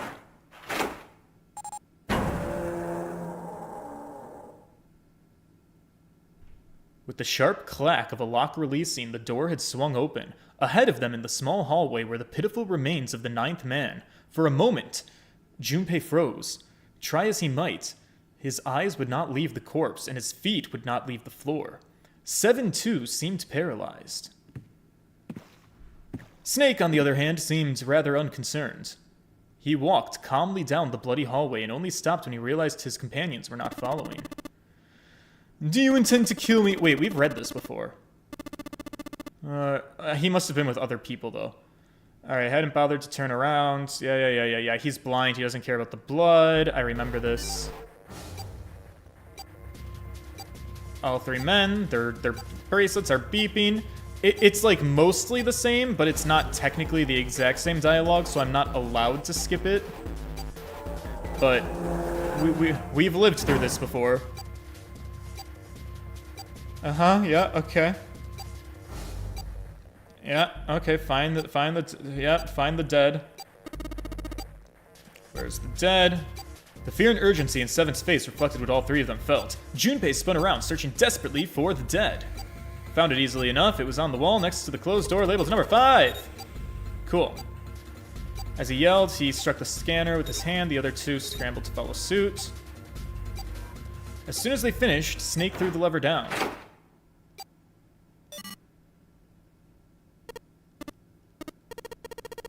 Alright, looks like it stopped.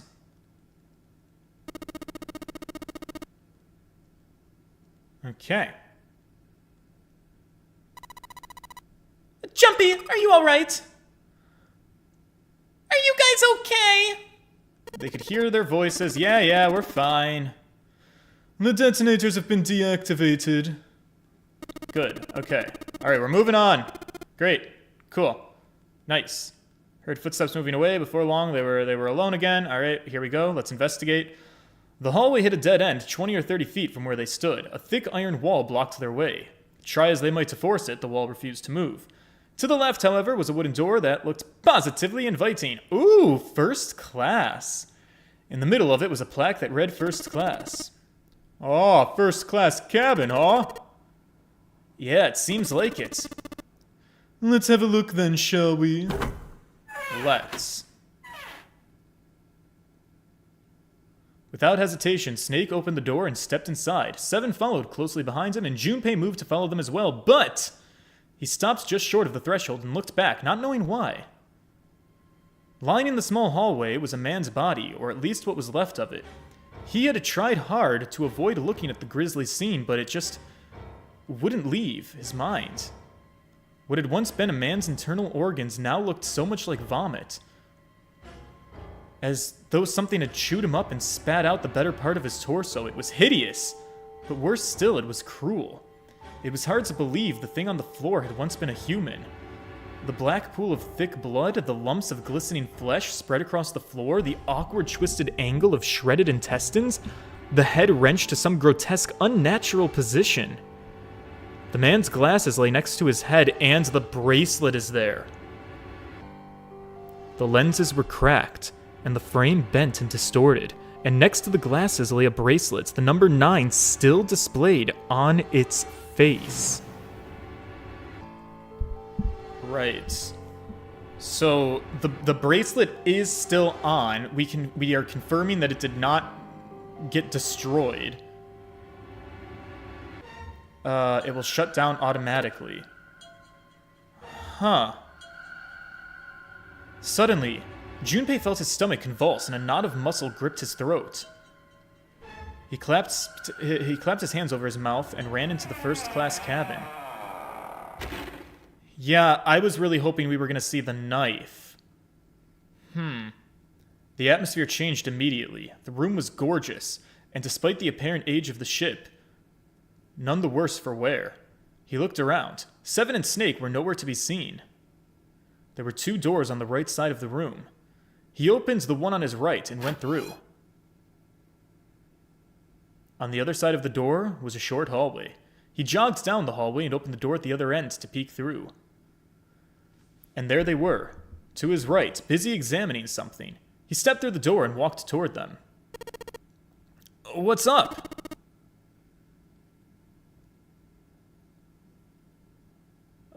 Check this out.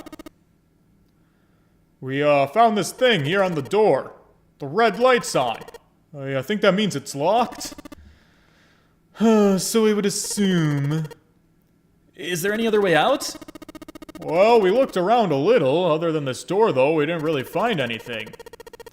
So you're telling me that unless we can open this door... That's right. We won't be going anywhere. Junpei stepped away from the door and looked around the room. The room they were in looked like a bedroom. He figured the room he'd originally entered was the living room or whatever passed for one on a ship. All right, what do you say we find a way to open this door? Come on, guys. Okay. And with that, it looks like we're moving into a puzzle. Technically a new puzzle because this is not one we've played before. This is a new room. So what I'm going to do is we're going to save here. It looks like we have found 1 out of 6 endings in this game. Again, I don't really know how this game works. I don't know if you're supposed to get all 6 endings, if there's just a good ending and then 5 bad endings, or how it goes. So, yes, Dogface, I got shanked. Thank you. At this time, I'm going to divulge to anybody who has familiarity with this game. Obviously, we don't want spoilers. That's my #1 rule. But I'm open to, if you guys want to pop into my Discord, I have a Discord. It should be linked alone, but I think most of you that are here regularly are already members. If you want to pop into the Discord and maybe in a spoiler-free way talk about, like, do you think that, like, 1, do you want to continue with this game? I would like to get a little bit more information just because I wasn't very satisfied with the ending that we got. Like, I died. And I died also not really getting a conclusion to what was going on in this game. So if it's doable that you think we can play this and get a conclusive ending, that'd be dope. If you think getting all of the endings is like something that won't be that much of a hassle, maybe. But if you think it's going to be way too much, the thing is, I was hoping that I would get to play another spooky game as we move into October. I was hoping that this game wouldn't take the entire month of October to do. So I wasn't hoping for this to be like a 30 stream extravaganza or something to that effect. So we'll have to see. I divulge to you guys, chat. You are the chat. I will pop into the Discord. But for the sake of trying to get a little information, we're at least going to be playing this tomorrow. Tomorrow's being Thursday. I will be back here tomorrow. We're going to do this new puzzle. We'll see. I will get a chance to experiment with this second playthrough of the game and see, like, if it goes at a much better pace than the first playthrough of the game, with being able to speed through dialogue and whatnot. But yeah, that's going to be it for me. Sorry that I got us killed. I really thought I was making good decisions. Evidently, I simply was not. Who do you think killed us? Don't say it, because you might know the answer and you might be spoiling it. But yeah, that's where I'm going to call it for now. So, if you guys could leave a like on the stream, the engagement is super helpful. And let's see if we can solve this fucking mystery, gang. All right? Toodles!